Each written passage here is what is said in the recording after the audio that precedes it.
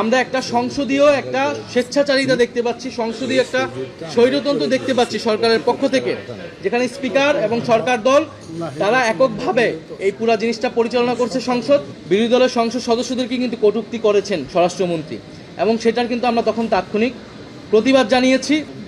এমপিদের উপরে আক্রমণ হচ্ছে এবং বিভিন্ন জায়গায় এরকম হামলার ঘটনা হচ্ছে, অর্থাৎ বিরোধী দল এবং সাধারণ মানুষ সবাই কিন্তু দমন পীড়নের শিকার হচ্ছে, এবং যে স্বাভাবিক নিরাপত্তা সেই নিরাপত্তাটুকু কিন্তু না। এটা বিরোধী দলের কথা না, এটা পুলিশ সদর দপ্তরের তথ্য বলেন, এটা বিভিন্ন যেই থিঙ্ক ট্যাঙ্ক বলেন, বিভিন্ন প্রতিষ্ঠানের যে ডেটাগুলো এসেছে সেই ডেটাগুলো দিয়ে কিন্তু আমরা দেখতে পাচ্ছি 180 দিনের যে আইন শৃঙ্খলা, সেই আইন শৃঙ্খলার চিত্র। কিন্তু আমরা যখন সেই প্রশ্নটা করেছি, বিরোধী দলের সংসদ সদস্যদেরকে কিন্তু কটূক্তি করেছেন স্বরাষ্ট্রমন্ত্রী, এবং সেটার কিন্তু আমরা তখন তাৎক্ষণিক প্রতিবাদ জানিয়েছি এবং সেই শব্দ এক্সপান্স করার কথা বলেছি।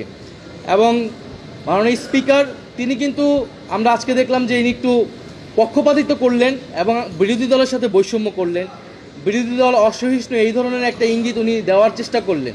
কিন্তু আমরা যদি বিএনপির আমলে দেখি, বিএনপি বিরোধী দলের সময় যা আচরণ করেছিল তার কিছুই কিন্তু এই বিরোধী দল করেনি, বরং বিগত 6 মাস আমরা সরকারকে সর্বাত্মকভাবে সহযোগিতার কথা বলেছি এবং করে এসেছি। কিন্তু যখন জনদুর্ভোগ এতটা পর্যায়ে গিয়েছে তখন জনগণের পক্ষে সে কথাটা কিন্তু আমাদেরকে বলতেই হয়। দ্বিতীয়ত, আমাদের যেই আজকে আইন সংক্রান্ত যে বিষয়টা এসেছে, জাতীয় মানবাধিকার কমিশন বিল এবং গুম প্রতিরোধ এবং প্রতিকার বিল সহ আরেকটি বিল, 3টি বিল আজকে উত্থাপনের জন্য আনা হয়েছিল।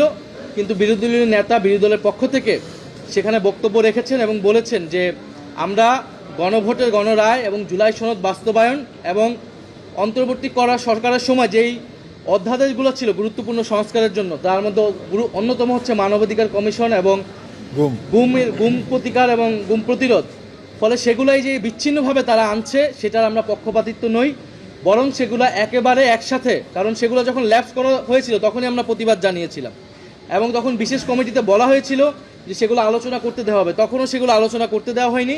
এখন সেগুলো বিচ্ছিন্নভাবে আনা হচ্ছে এবং পাস করিয়ে নিজেদের মতো করে তারা আনছে এবং পাস করিয়ে নিয়ে যাচ্ছে। ফলে সেটার প্রতিবাদ স্বরূপ আমরা একটা সংসদীয় একটা স্বেচ্ছাচারিতা দেখতে পাচ্ছি, সংসদীয় একটা স্বৈরতন্ত্র দেখতে পাচ্ছি সরকারের পক্ষ থেকে, যেখানে স্পিকার এবং সরকার দল তারা এককভাবে এই পুরা জিনিসটা পরিচালনা করছে সংসদ। ফলে সেটার প্রতিবাদ স্বরূপ আমরা বের হয়ে এসেছি এবং আমরা দাবি জানিয়েছি যে সংবিধান সংস্কার পরিষদ অবিলম্বে গঠন করতে হবে এবং তার মাধ্যমেই সংবিধান সংস্কার যেই দাবিগুলো ছিল, গণভোটের গণরায় বাস্তবায়ন করতে হবে এবং গুরুত্বপূর্ণ যে অধ্যাদেশগুলো বাতিল করা হয়েছে সেগুলা পূরণ করতে হবে, আইনে পরিণত করতে হবে।